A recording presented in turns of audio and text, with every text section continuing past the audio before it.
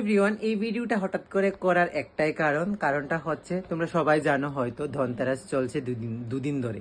তো ধনতেরাসে আমরা মানে স্বর্ণ রূপা অর্থাৎ ইত্যাদি মানে তামা কাঁসার বাসন, ঝাড়ু, অনেকে অনেক কিছু কিনে। তো তার মধ্যে তো আমরা একটা ধাতু কিনেছি। ধাতুটা হচ্ছে মানে গোল্ড নয়, রূপা। তো রূপার একটা চুড়ি কিনা হয়েছে আমাদের গোপাল সোনাদের জন্য।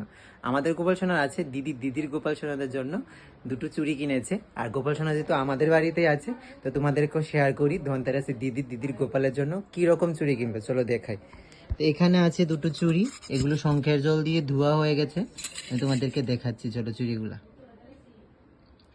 তো এই দুটো চুড়ি দিদির গোপালকে এই বছর ধনতেরাসে উপহার দিল। তো চলো চুড়িগুলো দিদি যখন পরাবে তখন তোমাদেরকেও দেখাই। আমাদের ছোট গোপালে মুকুট এবং বাসি সব গোপালেরই আছে রূপোর। তো দিদির গোপালের জন্য যে চুড়িগুলি আনলো সেগুলি দিদি এখন পরিয়ে দিচ্ছিল। কিছু সময় ধনতেরাসে নিজের জন্য নয়, ভগবানের জন্য কিছু করা দরকার। তখন চুড়িগুলি ছিল অনেক মানুষ আমাদের বাড়িতে, তারা সবাই দেখতে আসছিল আমাদের গোপাল সোনাদেরকেও। ও হ্যাঁ, তার মাঝে কালকে তো কালী পুজো, আর কালী পুজোর জন্য সবাই বসে বসে দুব্বা পাচ্ছিল, জেঠিমুনি, কাকিমুনিরা, মা, দিদিরা সবাই বসে বসে।